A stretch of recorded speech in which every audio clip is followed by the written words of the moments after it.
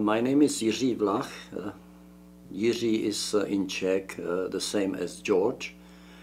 I was born in Czechoslovakia in 1922, which means that I am 85 years old. I finished the fundamental studies in 1941. That means it was during the war. At that time, the universities were closed by the Germans, so Czechs couldn't study in the universities. But I was able to register in a special course which was equivalent to a middle education and technical education in electrical engineering. When I finished, I was sent to work in a German company, Junkers. I was in this respect, I was quite lucky because many of my colleagues were sent to Germany and to the danger of bombing. Since I couldn't study and I was worried that I will go down, so I started learning languages, and I learned German and Russian. And in both these languages I had the certificate as a teacher. I got my PhD, or equivalent of the PhD, from the Prague Technical University. And I was always hoping that I would get somewhere abroad, but it was next to impossible. For many years it was next to impossible. Then the situation somewhat improved.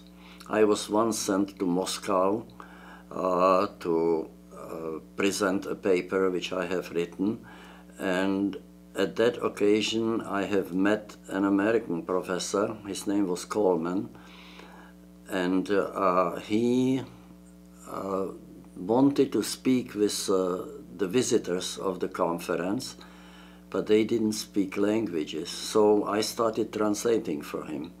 I speak still today fluently Russian, German, English, Czech, and somewhat French, and so I started translating between these languages and the English to him, and he was amazed that somebody could do something like that.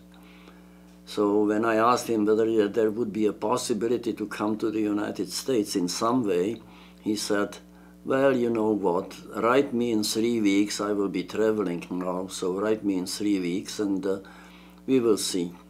He obviously must have given me recommendations, because there came an invitation to come as a visiting professor to the University of Illinois.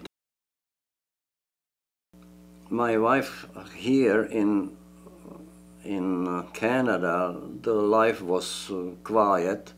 We didn't have any difficulties, financial difficulties, until in 1997, my wife was diagnosed with cancer of stomach, and she died in September 1999. The life afterwards is not very easy. It's not simple to live alone, but simply how the life goes. I was a reasonably good tennis player, and I also liked skiing. I can still ski. I have some problem with the knee, so I cannot run, and as a result I had to quit tennis.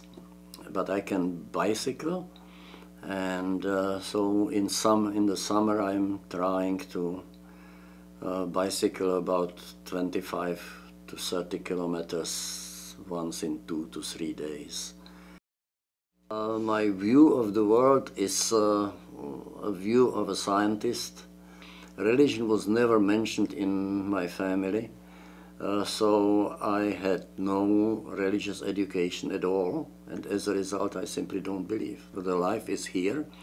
Mankind doesn't differ too much from apes, and even for dogs, and they are discovering now that even the fly has lots of DNA common with mankind, so one lives and enjoys it as much as one can, and then when it's dead, it's the end.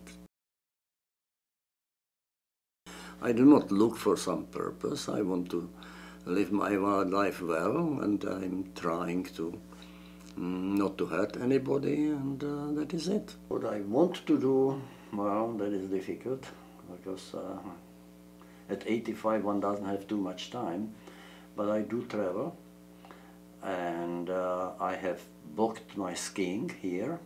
I have booked my skiing in the Rockies, and then hopefully in April I will have my knee replaced, which will knock me out probably for 2 months, and afterwards I would start traveling again.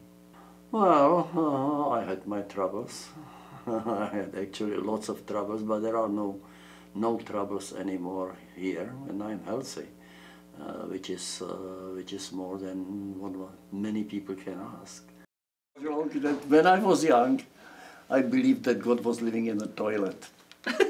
Because occasionally I could hear my father banging on the door of the toilet and yelling, "God, are you still in there?"